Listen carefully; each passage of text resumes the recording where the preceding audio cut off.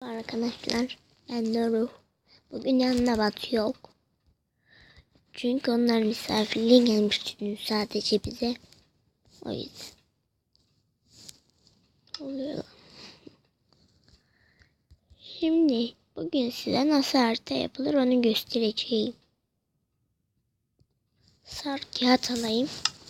Sonra Survivor'a geçtireceğim.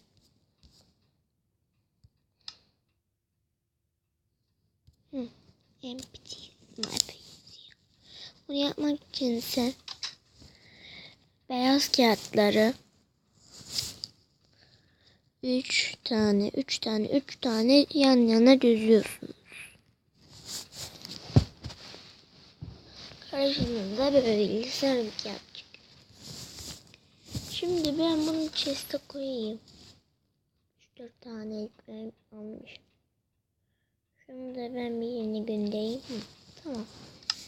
Şimdi oyta title diyorum. Oyta title. Bunu Survivor yapıyorum. Survivor todaydı ya. Tamam.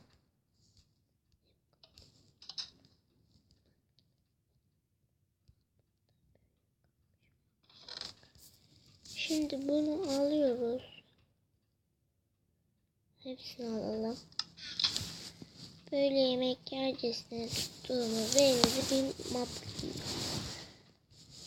empty camp ve map diye bir şey geliyor. Değil mi?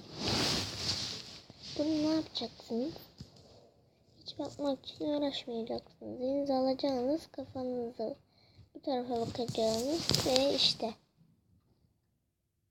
Bunu ayrıca eşya çerçevesine de koyabiliyorsunuz. Tabii ben bunu dışarıdan göstereyim. Ben bunu bir şey yapayım. Arkadaşlar kreatifteyim ama bug oldu herhalde. Ben şunu bir düzeltip hemen yapıyorum. Videomu buldum arkadaşlar en sonunda. Şimdi eşya çerçevesini alayım. Neyse. Eşya çerçevesi buraya koyuyorum. Tamam. Sonra üstüne map koydum mu? Tam. Gördüğünüz gibi harita yuvarda.